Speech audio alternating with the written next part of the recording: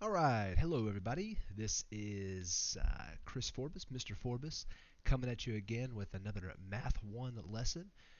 We are on day 9, All describing right, hello and everybody. This graphing. is So we Chris talked Forbes, about Mr. Forbes, coming at you again with and another Math inequalities. 1 lesson. Now we're going to be looking We at are on day how to 9, describe and graph describing equations, and what that looks graphing like, and how situations. to So we've read been talking those in the about context of the problem. equations and You may have noticed we inequalities. skipped day 8 Now we're going to be because looking at typically I should how be to getting to describe when today. we So we're going to go right graph along equations, what to that looks day like, 9, and the how to second read part those in the of context of the Unit problem. 1. Um, Alright, you may have noticed we and skipped day as 8 always, because we typically that should start be a something quiz new. day. So We we're like moving right to along in the discuss unit with day the 9, the second objective for the part day. of unit So in our 1. little box here, we Alright, have and let as always, we start something new. We like to discuss students the will be objective able for the to day. identify So in our little box here, we have independent that. and dependent variables in order to identify when Students a will be able relation to is a function. identify So typically what we identify do is, independent so we want to be and able to talk about dependent independent versus variables dependent. in So order to independent identify is when a typically, relation is a function. our x So typically what we mean is, so we want to be able to talk about independent versus dependent. So independent is typically like our x value, what we plug in for x. And then our y value, our dependent, it depends on what we plug into x, changes y, right? So independent, we can plug in whatever x value we want. Y is dependent on what we plug in for x. So usually in the order pair, x, comma, y. Alright? Hopefully you can kind of read. So let's read one real life problem here. It says a customer, and again, pause the video, try this on your own, do all the things. Hopefully you can kind of reason through this, but this is a good little brain exercise to think about some order pairs. Okay. It says a customer at a bagel shop is buying 13 bagels. The shopkeeper says that would be $16.25. The prices. And here This over typically to happens in man, what am I doing right now? right? You know, the more you buy, the more Here, bulk, the more discounts you have. So not much better. Here is the prices. Okay, now this typically happens in a service industry, right? You know, the more you buy, the more in bulk, the more discounts you have. So originally these customers bought 13 bagels. They're getting $6.25 total for that. Which, if you do the math over here, that is for 13 bagels. That is $1.25 each. That's pretty expensive. It's saying if you buy 13 at $1.25 each, this line right here, it's $16.25. Well, you got Jada, Priya, and Han, who are in the shop, all think this is a mistake. Jada says, well, shouldn't the total be $13.25? Explain how the shopkeeper, Jada, Priya says, well, no, it should be 13, and Han says, no, it should be $11.25. They're all getting cheaper options. So, explain how the shopkeeper, Jada, Priya, and Han could all be right. Well, we talked about how the shopkeeper got the most expensive. He just said, well, one bagel is $1.25 each, so $1.25 times 13, we get $16.25. Well, what about the $13.25? Okay, if you kind of try to make the math work from that, well, that is by doing 6 bagels at $6 each, plus another 6 bagels at $6 each. Alright, so we're up to 12 bagels, plus one more bagel at $1.25. That gives you $13.25. That's incorporating the bulk amount of bagels that you buy. Then Priya comes in, she's like, no, $13, because what if we buy 9 bagels at $8? Okay. Well then if that's 8 bagels, well then if we're buying 13, that's 5 bagels left over, and that would be at $1.25 each for each of those, because we don't have enough to meet the discount, right? That means we're buying a bulk of 12 bagels at $10. All right, well, you add all those up, you get 13, but then Han comes in, he's like, no. We're buying 13, so what about, that means we're buying a bulk of 12 bagels at $10. They're each taking into account the and then we still buy that 13th bagel for an additional $1.25. We get the most discount at $10.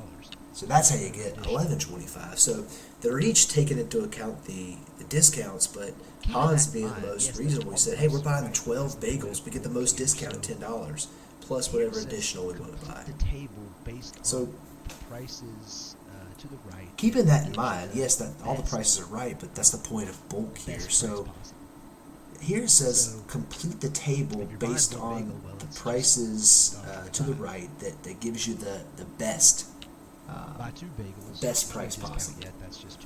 So if you're buying one bagel, well, it's just $1.25. Buy two bagels, there's no discount yet. That's just two bagels at $1.25. That's $2.50.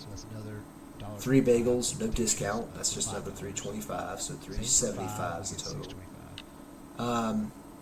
Four bagels, again, no discount. So that's another $1.25, which takes you up to $5. Same for five, we get $6.25. And as soon as we get to $6, I wouldn't add another $6.25. We're at a discount. So once I get to 6 bagels, hey, I get a discount. It's $6 total. So if you're buying 5 bagels, you might as well buy a 6 bagel because it'll be cheaper that way, right? Alright, let's keep going. What will be the cheapest for 7 bagels? Well, again, it would be 6 bagels plus an additional $1.25, so that's how you get $7.25. 8 bagels is the same thing, no more discounts. 6 plus $1.25, $1.25. So you get $8.50. But then when you get to 9 bagels, you get another discount. So yeah, we were at $8.50 right there, but now if I buy 9 bagels, I get a discount. It's at $8. And then 10 bagels would be 8 plus $1.25, so that'd be $9.25. Same thing for 11. Add another $1.25. Same thing for 12. Oh, I'm sorry, not for 12. When you get to 12, you get the discount again. You get $10. So that's kind of the point, right? Buy in bulk, you get a little bit of a discount. And then 13 on, you would just add another $1.25. Okay. So those are some ordered pairs. So your 1 through 13, that's your independent variable, and what you get as a result of that is your dependent. 3 days in a row, a dog owner tied his dog's 5-foot leash. Let's read through this problem. While he ran to the store to get a treat. So 3 days in a row, a dog owner tied his dog's 5-foot leash to a post outside of a store while he ran into the store to get a treat. So each time the owner returned within minutes. So the dog's movement each day is described here. So we got 3 days of movement. Number 1, day 1. The dog walked around the entire time while waiting for his owner. Makes sense? Day 2, the dog walked around for the first minutes, the first 60 seconds. And then after that, lay down until his owner returned. And then on day 3, the dog tried to follow his owner into the store, but was stopped by the leash. Remember, it's a 5-foot leash. Then it started walking around the post. It kept walking. Then it started walking around the post in one direction. Kept walking until its leash was. Then it started walking around the post in one direction.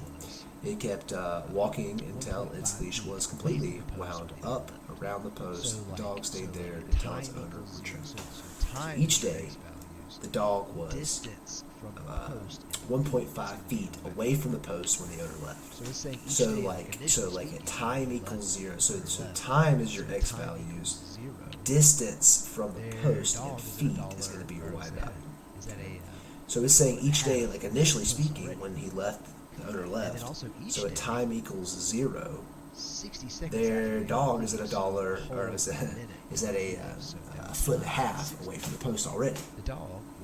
And then also each day, so I know that every day 60 seconds after the owner leaves, so a whole minute that it leaves. So now time is at 60. The dog was 4 feet from the post. So I know that every day those two ordered points happen.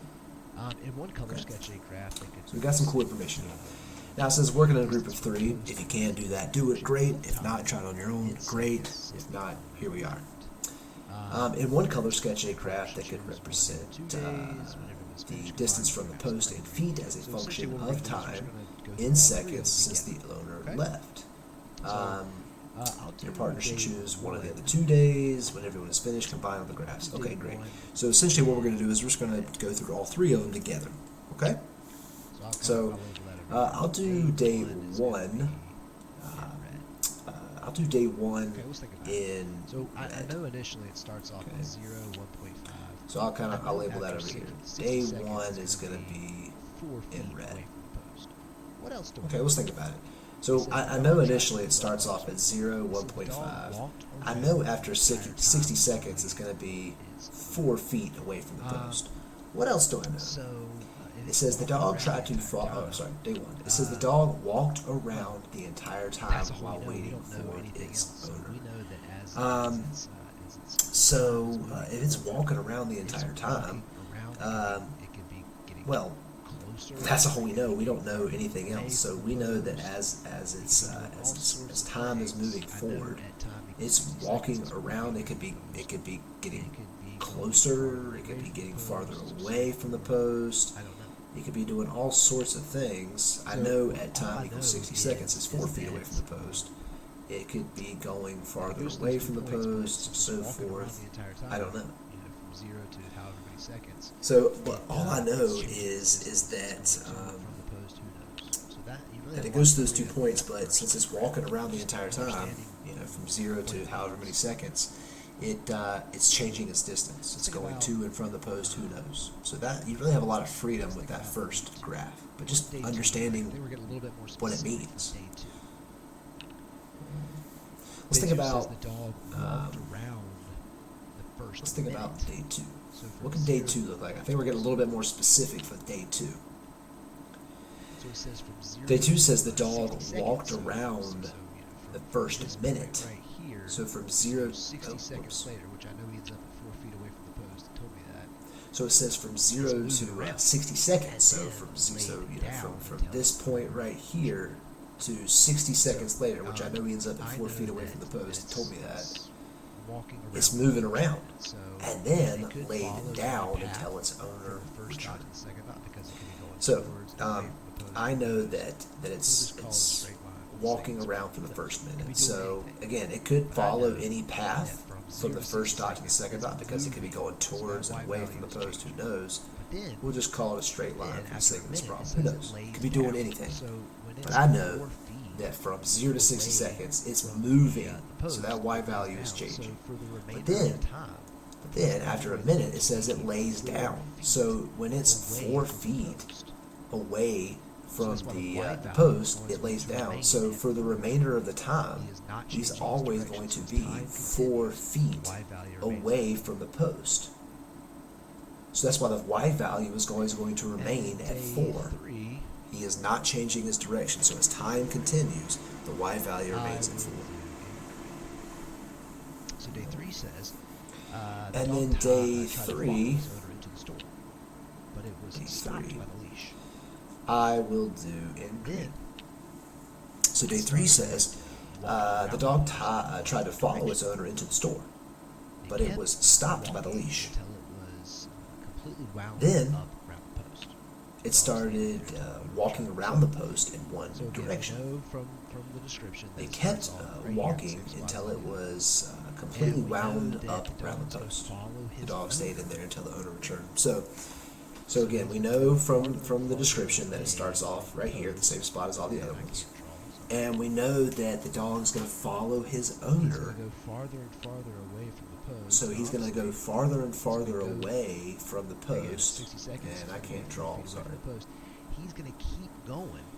He's going to go farther and farther away from the post. And honestly, he's going to go, again, at 60 seconds, he's going to be 4 feet away from the post. He's going to keep going all the way up until, remember, it's a 5-foot long leash. So he's going to keep going. At a consistent pace here until he's 5 feet away from the leash. He's stretched all the way out. He's farthest. He's 5 feet away from the post, as far as he can possibly get, right? But then after that, it's sad. So it keeps walking in circles until it's completely wound up from the post. So as he's winding around the post, how far away from the post is he getting? Well, he's getting smaller and smaller and smaller and smaller until eventually he is 0 distance from the post. Because when you wind around a post, you're eventually going to be 0 distance away from that. So he's getting closer and closer to the post until eventually the Y value is 0. All right. So again, the goal here is I want you to be able to read in the context of the problem and be able to describe it with a graph, describe it with ordered pairs. Is it possible to tell how many times the dog changed? Let's move on. Oh well, I got one more question with this one. Sorry. Write this out as I it says from the graph. But is it possible to tell how many times the dog changed directions while walking around? No. I'll let you write this out as I explain it. All this graph tells but us is how many times it changed directions, so like move left to right. And, well, no. Now, there is no way to tell how many times. All this graph tells us is how far away from the post you are. Now, if it considers a direction as in terms of like moving towards the post and away from the post, like that in terms of directions, well then, yeah, it could tell me. Because as the value is getting greater, that means we're moving away from the post. And as the values start like going down, it means we're getting closer to the post. So kind of like a roller coaster, if you think about it. As many times as you go up and down tells you how many times you change directions. So if that's how you wanted to think about a direction, then yeah, you could see how many times you change directions. But if it's talking about anything else like left and right, no, you can't tell. It's just in the context of the problem, knowing when it's going forward and backwards. So here, like for the green one, it's going forward, forward, forward, forward, forward. Then it changes directions and goes back, back, back, back, back, back, back.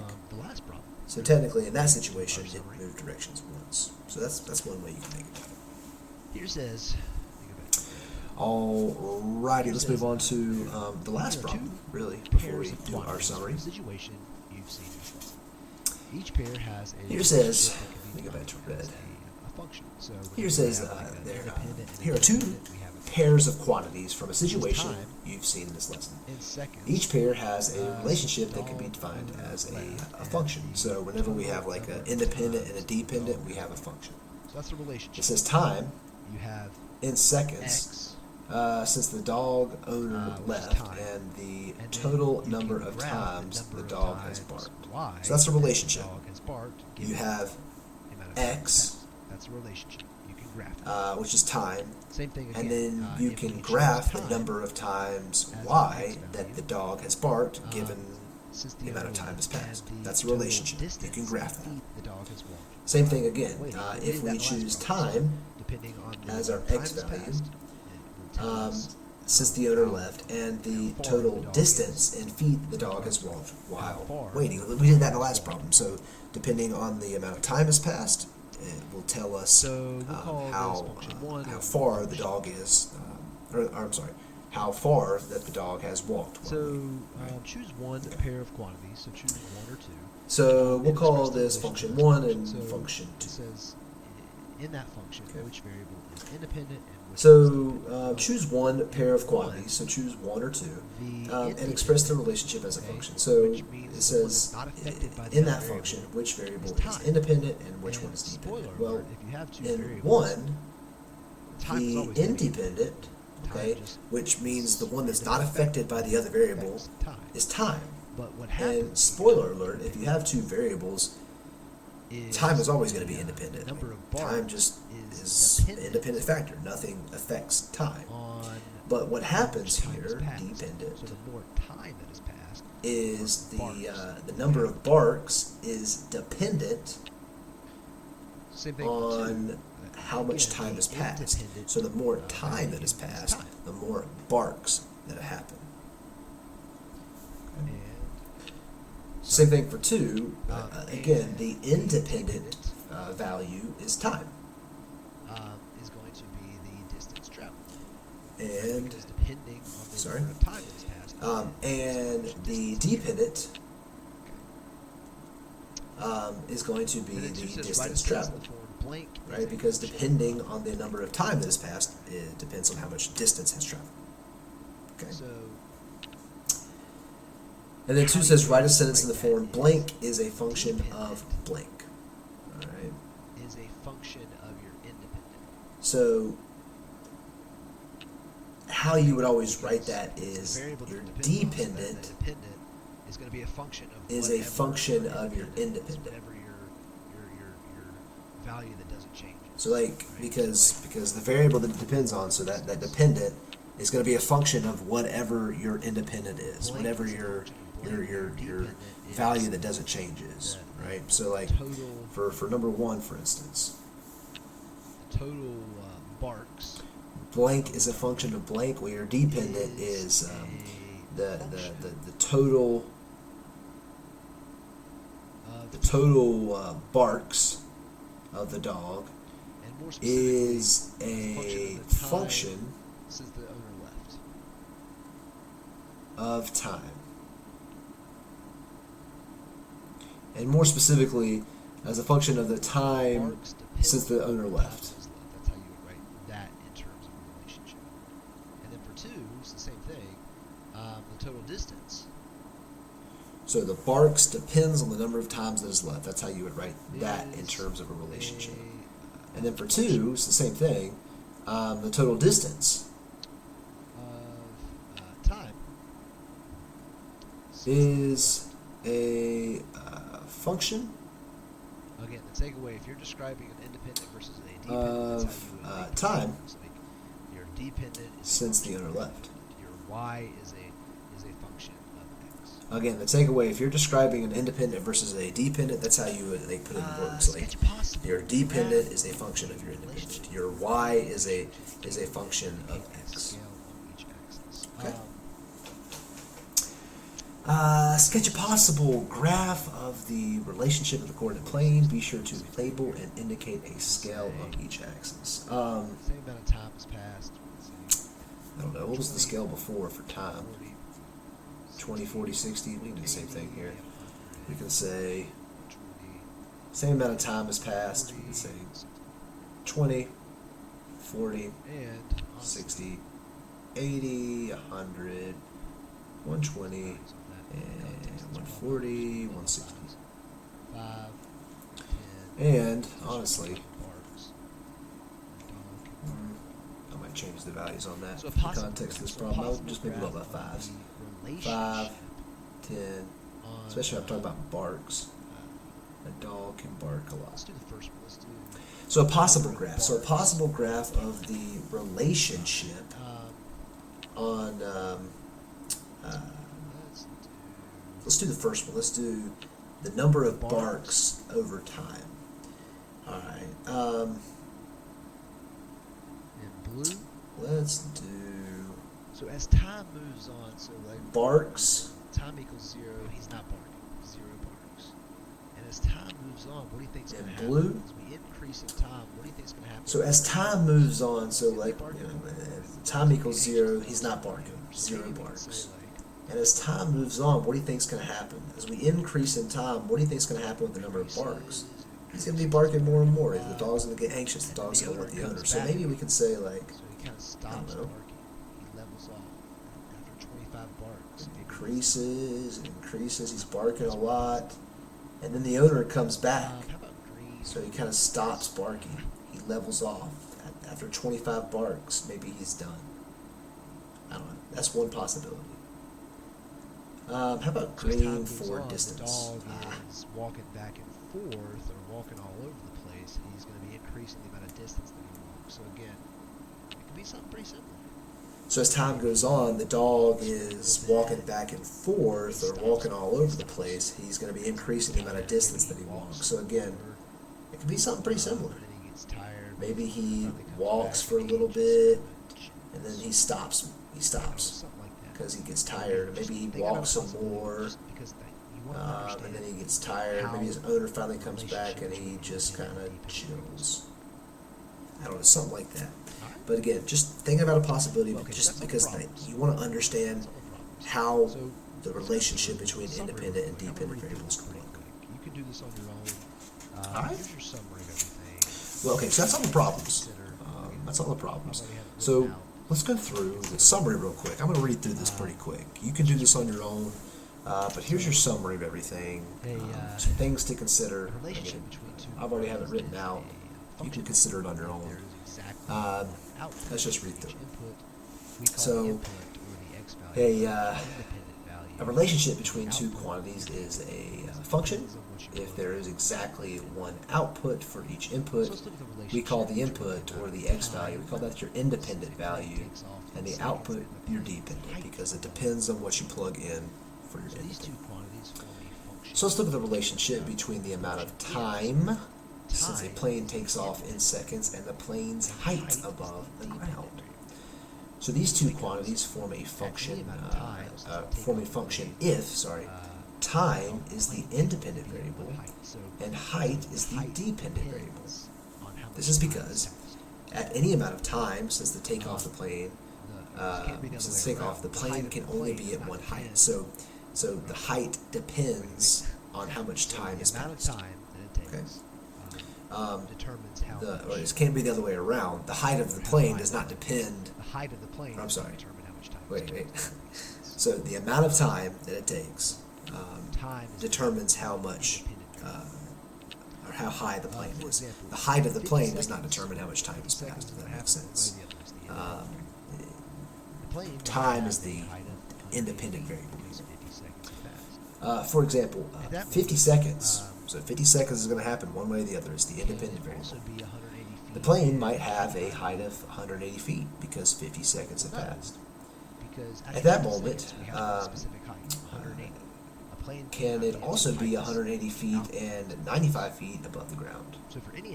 Well, no, because after 50 seconds we have one specific height, 180. A plane cannot be at two heights or two altitudes at once.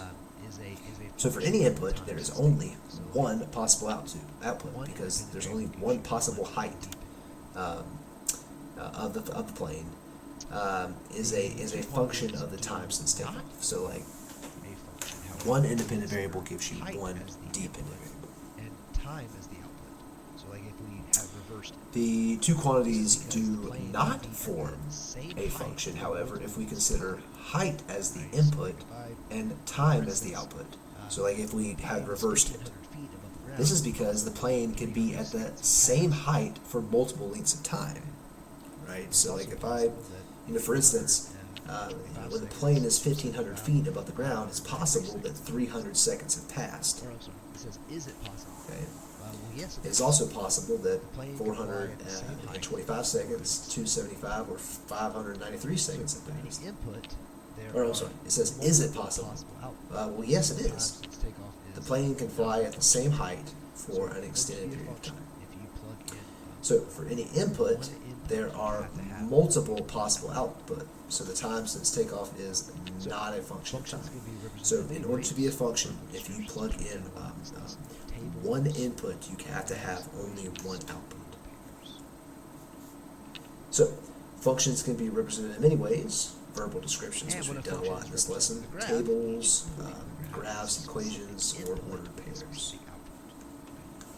So here is a graph that shows the height of the plane as a function of time. And when a function is represented with a graph, each point on the graph is a specific input with a specific output. Right? So here is a graph that shows the height of the plane as a function of time since takeoff, which works. Like, so for instance, the point 125, 400 tells us that after 125 seconds, the height of the plane is 400 feet. And let's say after 250 seconds, the height is at 1,500 feet.